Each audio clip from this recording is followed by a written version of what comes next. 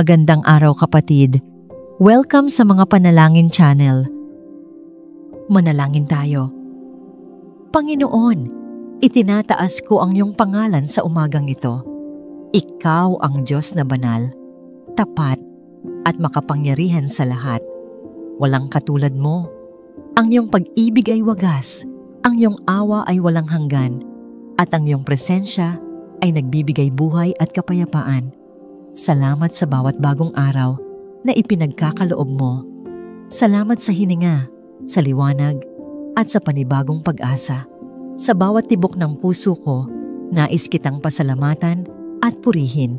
Hindi man ako perpekto, patuloy mo akong minamahal at binibigyan ng pagkakataong makalapit sa iyo.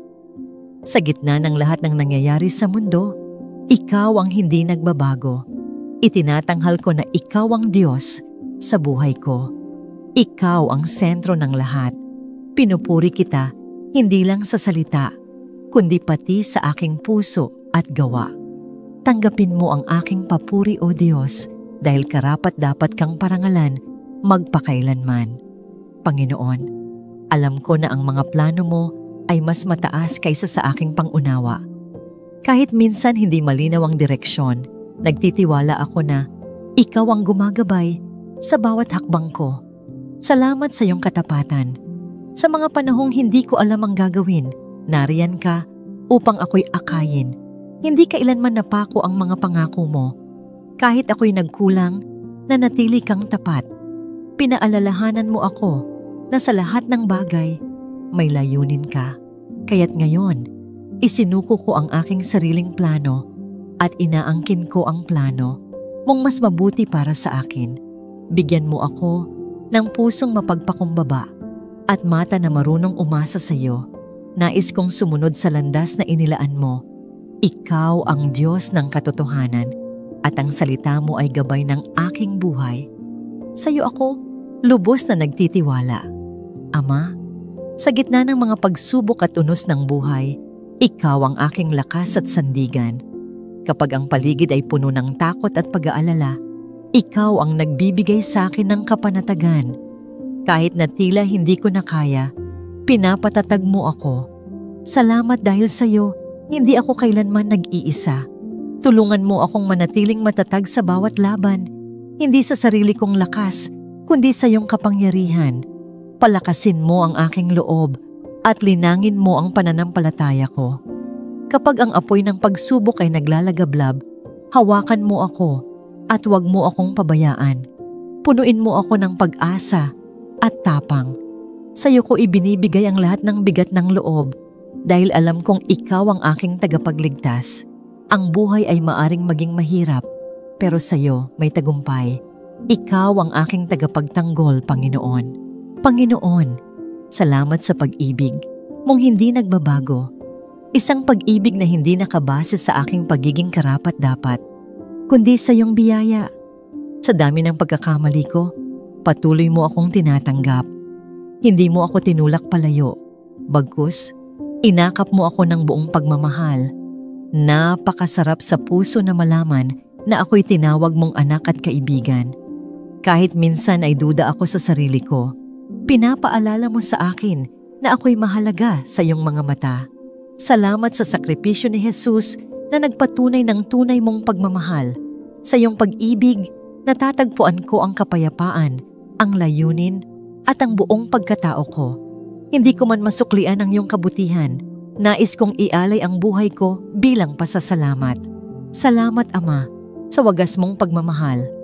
Ngayon, bukas, at magpakailanman.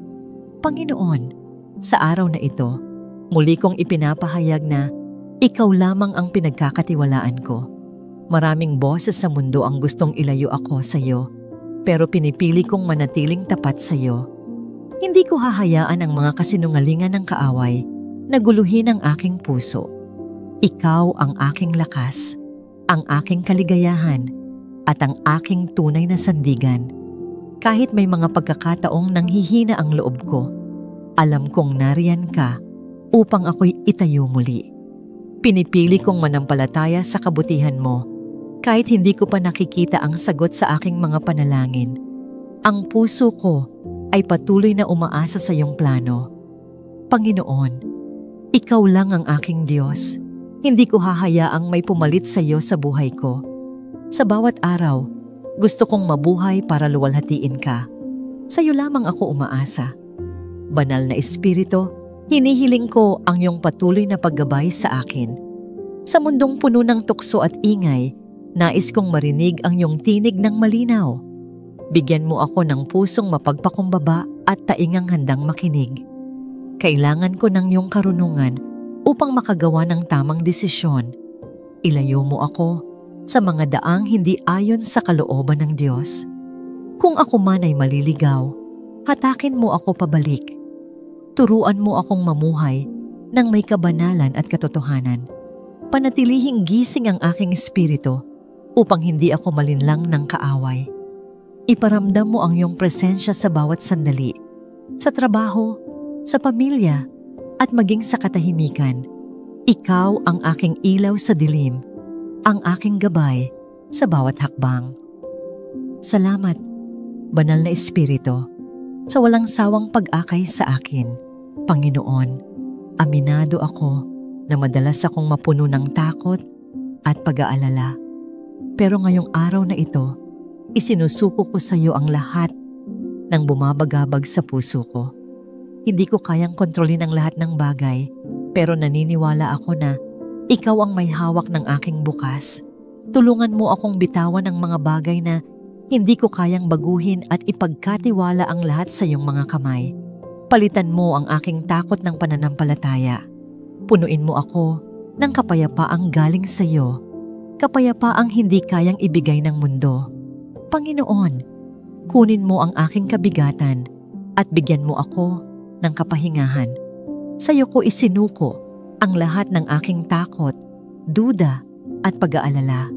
Sa presensya mo ako ligtas, hindi ako matitinag dahil ikaw ang aking tagapangalaga. Panginoon, ngayon ay muling inuulit ko ang aking pangako. Ikaw lamang ang Diyos ng puso ko. Si Jesus ang tanging hari ng aking buhay. Wala nang ibang makakaupo sa trono ng puso ko kundi ikaw. Alisin mo ang anumang humahadlang sa relasyon ko sa iyo, mga bagay na nagpapalayo sa akin, kahit gaano pa ito kaakit-akit. Ituwid mo ang aking puso kapag ito'y naliligaw. Banal na Espiritu, tulungan mo akong huwag madistract sa mga bagay na walang kabuluhan.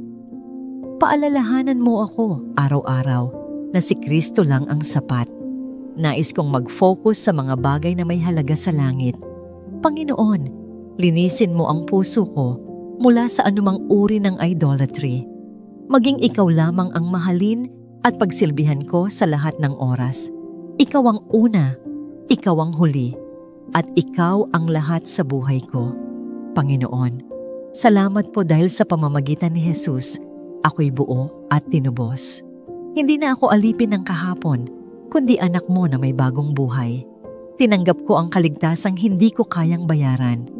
Isang kaloob mula sa iyong walang hanggang pag-ibig. Ang katawan ko ay templo ng banal na Espiritu. Pinili mo ako, minarkahan, at sinilyuhan ng iyong presensya. Hindi ako kulang, hindi ako naiwan. Ako'y kumpleto kay Kristo. Salamat sa dugo ni Jesus na siyang naging kabayaran ng aking kasalanan. Sa krus, itinakda mo ang aking halaga. Mas mahal pa sa ginto't pilak. Paalalahanan mo ako araw-araw na ako'y tagapagmana ng iyong kaharian. Sa panahon ng kahinaan, ipaalala mo na ako'y higit pa sa mananagumpay kay Kristo Jesus. Ikaw ang aking tagapagligtas at sa iyo ang lahat ng papuri. Salamat, Panginoon, sa bawat sandali ng panalangin na ito. Salamat sa iyong presensya, sa kapayapaan na iyong ibinibigay, at sa katiyakang hindi mo kami kailanman iiwan. Lahat ng aming sinabi, iniyakan, at inalay ay itinatagubilin namin sa iyo, O Diyos. Tanggapin mo ang aming pusong mapagpakumbaba at palaging umaasa sa iyong kabutihan. Sa pangalan ni Jesus, aming tagapagligtas. Amen. Kaibigan, bago ka magtapos sa video na ito, nais kitang imbitahan. Mag-iwan ka ng prayer request sa comment section. Walang kahihiyan sa paghingi ng panalangin. Lahat tayo ay may pinagdaraanan at ang komunidad na ito ay handang makinig at manalangin para sa iyo. Hinihikayat din kita na basahin ang mga panalangin ng iba at ipanalangin sila. Isang simpleng ipagdarasal kita ay makakapagbigay ng pag-asa at lakas sa puso ng kapwa mo mananampalataya. Sa comment section, hindi ka nag-iisa. Narito tayo para sa isa't isa. Sama-sama tayong manalangin, magkaisa sa pananampalataya, at damhin ang pag-ibig ng Diyos na buhay at tapat. Ibahagi ang iyong panalangin, ipagdasal ang iba, at sama-sama tayong lumago sa presensya ng Diyos.